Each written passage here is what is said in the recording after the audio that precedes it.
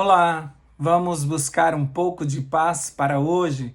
A palavra de hoje está no livro de Isaías, capítulo 1, versículo 9, e diz assim: Se o Senhor dos Exércitos não nos tivesse deixado algum remanescente, já como Sodoma seríamos, e semelhante a Gomorra. Isso mesmo. Se não fosse o povo de Deus espalhado por este mundo, certamente Deus já teria destruído este mundo. Mas ainda existe um povo remanescente que, assim como Daniel e seus amigos, escolheram obedecer a Deus, e em todos os lugares tem povo santo infiltrado e envolvidos na missão de salvar para o reino de Deus. Isaías estava fazendo uma alusão às cidades de Sodoma e Gomorra, que foram destruídas por não haver nelas a presença de pelo menos 10 justos, como foi o questionamento de Abraão diante do Senhor, perguntando-lhe que se tivesse pelo menos 10 pessoas justas lá, se o Senhor destruiria a cidade da mesma forma. E o Senhor jurou a Abraão, dizendo: se tiverem 10 pessoas, eu não destruirei. Mas não haviam nem 10 pessoas. A família de Ló era muito reduzida. E por isso aquelas cidades foram destruídas por não haver presença do povo de Deus naquele lugar de forma suficiente. Suficiente para fazer a diferença, porque também não basta ser povo de Deus. Tem que fazer a diferença onde estiver. E pelo que nós conhecemos daquela família, eles não estavam fazendo tanta diferença naquela cidade. Mas, pela intercessão de Abraão, Deus usou de misericórdia com a família de Ló. Partindo desse princípio que onde estiver um remanescente, a destruição não vem, nós conseguimos observar isso até mesmo na família de Labão. Quando eles recebem Jacó, eles começam a prosperar e Deus vai abençoando eles pela presença de Jacó. E por mais que Labão mude de regras com relação ao salário de Jacó, Deus vai abençoando de uma forma que tanto o rebanho de Labão cresce, como o rebanho de Jacó também cresce. Potifar e todo o Egito foi abençoado pela presença de José em seu meio. Não somente José, mas até mesmo quando toda a sua família vem morar no Egito, aquela nação começa a ser abençoada. Mesmo o povo de Deus sendo escravizados naquele lugar, mesmo assim o povo do Egito era abençoado e se tornou uma das grandes potências mundiais da época. O Egito, além de se tornar uma potência mundial, se tornou uma das nações mais idólatras do mundo, tendo mais de 1.500 deuses. Seria uma cidade fácil de ser destruída pela ira do Senhor.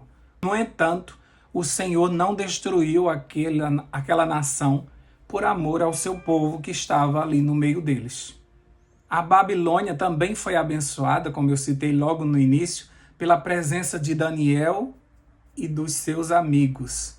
Naamã, o grande comandante da Síria, que dominou o povo de Israel por muito tempo, também foi abençoado pela presença da menina cativa que estava em sua casa e lhe indicou o profeta de Israel para curá-lo.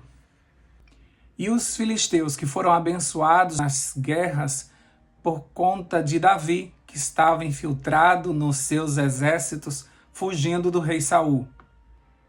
E o que dizer do profeta Elias, que vivendo no meio da idolatria que Acabe e Jezabel tinham instalado em Israel, ele se sente só e ele pede ao Senhor para morrer, para que não ficasse mais nenhum servo de Deus naquele lugar terrível.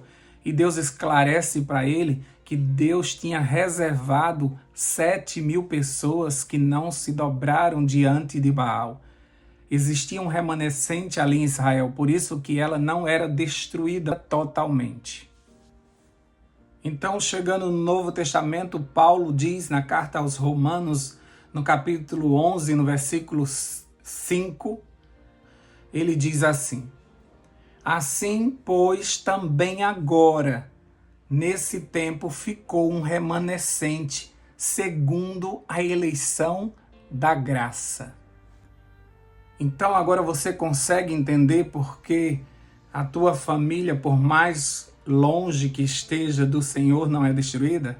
Você consegue entender o porquê? Você consegue entender porque muitos empresários, eles evitam demitir os cristãos que estão trabalhando para ele? Você entende porque alguns esposos opressores, eles não largam suas esposas cristãs? Até mesmo o diabo, ele é beneficiado pela nossa presença nesta terra. Mesmo que visando a destruição em massa, ele sabe que pouco tempo lhe resta. E enquanto o povo de Deus estiver aqui, ele poderá ter tempo para levar o maior número de pessoas junto com ele para a destruição. Mas tendo consciência disso, nós precisamos agir como luz e sal nesta terra. Sermos embaixadores de Cristo, sermos exemplos, sermos cheios do Espírito Santo, salvando famílias, não somente a nossa, mas famílias inteiras pela nossa influência, nossos vizinhos. Nós precisamos pregar a todo mundo. Já que estamos aqui, somos uma influência poderosa nas mãos do Senhor para a pregação do Evangelho e a salvação de muitos, nós devemos nos posicionar como esse remanescente. Não basta ter o título de remanescente, nós precisamos exercer as funções de um remanescente. Mesmo no mundo que caminha para a destruição, você e eu podemos nos posicionar como povo remanescente de Deus que anda na contramão do mundo, que continua chamando o errado de errado, o que é pecado de pecado, pois nós fomos tirados das trevas para a sua maravilhosa luz e por isso nós precisamos iluminar esse mundo. É certo que nós seremos perseguidos. O inimigo não vai deixar que o povo de Deus se levante sem nenhuma retaliação. Mas também é certo que nós venceremos e levaremos muitos conosco. É um pequeno povo, o remanescente não é uma grande multidão, mas é um povo que foi separado de uma grande multidão. E esse pequeno povo pode fazer uma diferença enorme, porque esse pequeno povo é cheio do Espírito Santo e nós podemos dar um exemplo muito grande do que é ser o povo escolhido de Deus. Se você for observar na palavra de Deus, você vai ver que em todos os momentos da história da terra, Deus sempre teve um povo remanescente. Adão e Eva, depois a família de Noé, e aí ele tira o povo de Israel, que era a menor das nações, para servir de exemplo. Jesus vem, escolhe 12.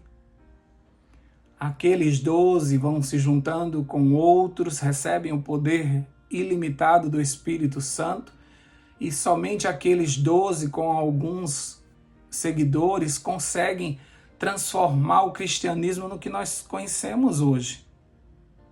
Deus não precisa de muitos, Deus precisa de poucos que são cheios do Espírito para fazer a diferença no mundo e atrair uma multidão de filhos e filhas do Senhor que estão espalhados por todo esse mundo e que precisam ser resgatados. Ser remanescente é ser responsável por representar Deus nessa terra. Não é fácil, mas nós somos privilegiados por termos sido escolhidos para essa missão. E pelo poder do alto que nos foi prometido, nós teremos o Espírito Santo para nos direcionar, nos dando as estratégias corretas para que possamos salvar o maior número de pessoas. Então, o mundo que muitas vezes riem da nossa religião, nos transformam em piadas, nos chamam de fanáticos, não sabem eles que esse mundo só está de pé, porque o Senhor tem misericórdia do seu povo e mantém os quatro ventos seguros até que todos os fiéis sejam selados. Nós estamos do lado vencedor. Não importa se somos minoria. O que importa é que estamos do lado vencedor. E mais são os que estão conosco, mesmo que não sejam os habitantes dessa terra. Mas os habitantes das cortes celestiais estão todos do nosso lado. Eles mesmos se apresentam a nós como nossos conservos, anjos escolhidos por Deus para nos auxiliar nesta caminhada aqui na terra. Você pode ser o remanescente da tua família, o remanescente na tua empresa, o remanescente no teu trabalho, o remanescente na tua vizinhança. Você tem sobre os seus ombros essa grande tarefa, que não se torna um fardo pesado quando nós pedimos o auxílio de Jesus. Então toda a nossa carga nós depositamos sobre Ele, recebemos o poder do alto e por isso nós temos condições sim de fazermos a diferença nesse mundo. É possível começarmos esse movimento que vai se espalhar por todo o mundo. Portanto, coloque-se na mão de Deus e faça a diferença no lugar onde você está. Não peça a Deus para sair daí, até que você faça a diferença nesse lugar. E aí sim você pode ir para outros lugares, mas por enquanto, seja luz nesse ambiente. Não é à toa que você está aí. Deus não erra. Então, certamente, Ele te colocou no lugar certo. Que Deus te abençoe, que o Espírito Santo venha sobre você de uma forma poderosa e que a gente escute ainda o testemunho de muitas pessoas que foram influenciadas por tua vida. Vamos orar por isso? Deus querido, nós te agradecemos pelo privilégio de termos sido escolhidos. O Senhor chamou a tantos, mas nem todos quiseram aceitar o teu convite. E por isso apenas um pequeno povo se coloca nas tuas mãos e pede ao Senhor o poder do alto para pregar essa última mensagem ao mundo. Nós enfrentamos muitas oposições. O inimigo se levanta irado por sabermos que nós representamos o Senhor aqui na terra e tem perseguido a tua igreja remanescente no mundo. Mas nós temos a certeza de que nós estamos do lado vencedor. E por isso nós vamos continuar pregando, apesar de todas as dificuldades e perseguições que passamos. Mas uma coisa é certa, a nossa vitória. E por isso nós nos colocamos nas tuas mãos nesse novo dia. Usa-nos, Senhor Deus, para o teu reino. Espírito Santo nos leva às pessoas que precisam escutar essa mensagem de salvação. Ajuda-nos a sermos uma influência positiva em todos os lugares por onde nós passarmos ou ficarmos por algum tempo. Que assim como Abraão, por onde passava, deixava um altar, que também possamos deixar um rastro de altares por onde nós visitarmos, que todas as pessoas sintam que o próprio Deus as visitou. Enche-nos da autoridade do céu, coloca na nossa boca as palavras certas e nos orienta para falarmos no momento certo. Usa-nos para o teu reino, queremos muito que o Senhor volte e por isso queremos pregar essa mensagem com urgência para o mundo. Dá-nos a tua paz, fica conosco nesse novo dia, cuida do teu remanescente e tem misericórdia desse povo que ainda não te conhece. Em nome de Jesus, nós oramos e desde já te agradecemos. Amém, amém e amém. Paz para hoje é o que eu desejo para você.